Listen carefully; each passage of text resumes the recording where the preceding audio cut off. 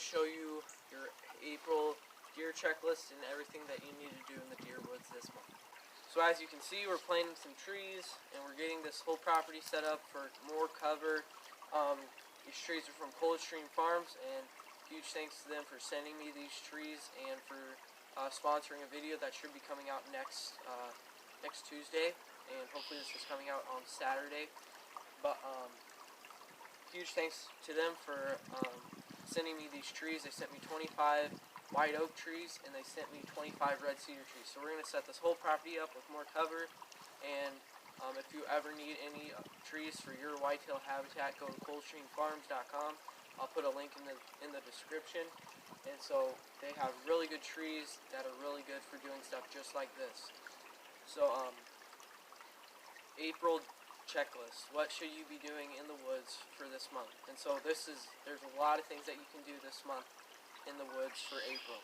And so starting off, right now I'm planting some white oak trees. Any tree plantings, those are really good to do in April, making sure they get in there right at spring green up, so that way they have the whole spring and summer to grow.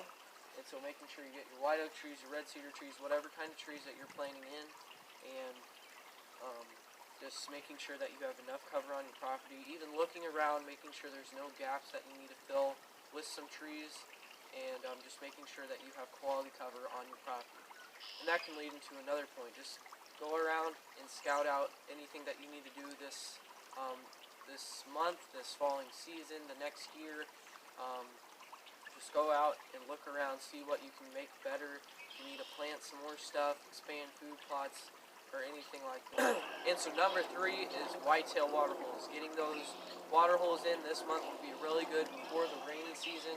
Making sure that you can get it in before the rainy season is really good, because then it'll fill your water hole up instead of having to haul a bunch of water in barrels or big tanks to come out and fill them up. If you get them in right now, you won't have to fill them up for a long time, even possibly before next season. So, and the rainy days throughout summer should help fill it up too. But water holes are really good. Depends on how big your deer herd population is. If you got a 20 to 25 population of a deer herd, I'd suggest probably 100 gallon to 110 gallon tank. I've probably got somewhere between 10 to 15 that are normally staying around here. So, besides the rut and stuff like that. But I'm going to be using a 55 gallon drum cut into about 3/4 of the weight cut, just 1/4 of its cut. So can't wait to get that in the ground, and hopefully in the soon future that'll be one of the videos coming out pretty soon. So getting those water holes in this month will be really good before the rainy season so they can fill up. So that's really good to do. So number 4 is switchgrass plantings, switchgrass preparation, switchgrass spraying, anything like that. I just planted some switchgrass not too long ago, and hopefully that it does well in some of the buck bedding areas, making sure there's more thermal cover. And so that's a great time if you already sprayed that the year before. Going in and planting it right now is really good. If you haven't sprayed yet, this is the great time to start spraying. 2 quarts per acre of glyphosate, 1 pint per acre of 2,4-D. Spray that, wait about 2.5 to 3 weeks, and then plant your switchgrass. And so that's what I'm going to be doing in the food plot, over here by the mock scrape stand, and a bunch of other places too.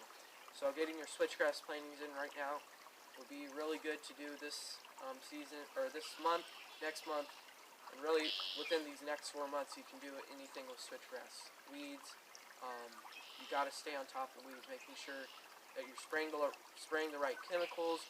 Even I'm going to be mowing right next to my switchgrass bedding area over here that I planted last year, and so we're going to be mowing that this June.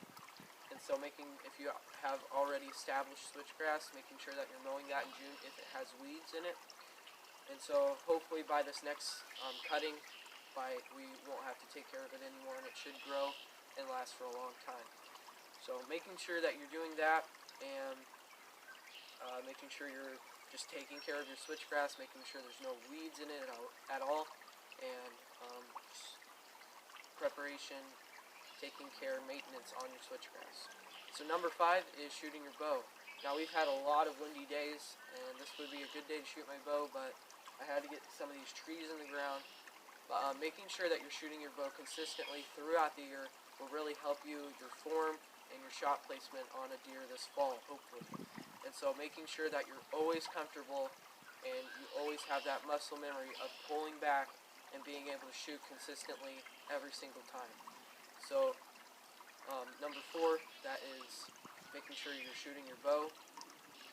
So number 5 is expanding your food plots and spraying your food plots. So when I sprayed my switchgrass for my food plot barrier, I sprayed my food plot at the same time with glyphosate, with 1 pint per acre of 2,4-D and 2 quarts per acre of glyphosate.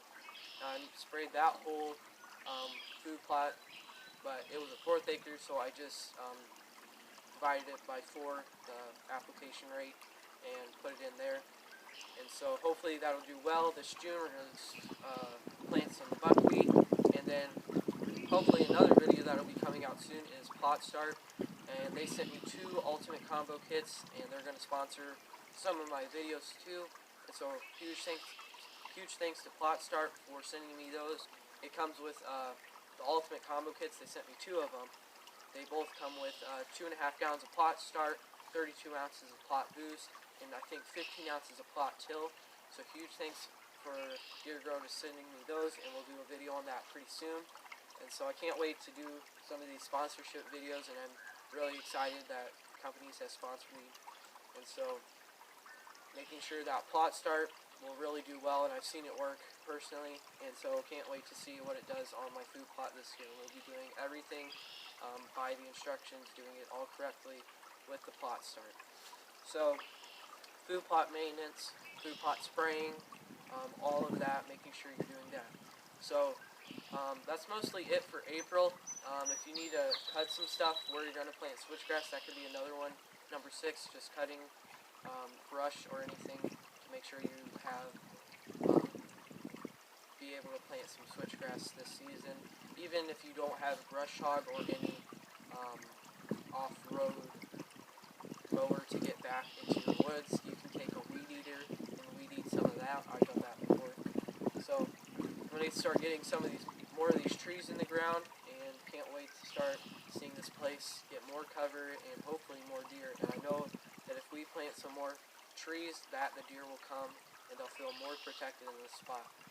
So that's it for April checklist, and hopefully in May I'll put one out too.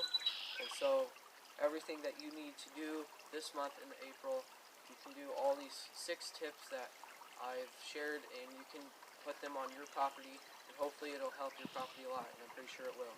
So making sure you're planting trees, maintaining switchgrass, maintaining food plots, making those water holes, doing all that for your property this season will really help you for this fall and deer season this fall.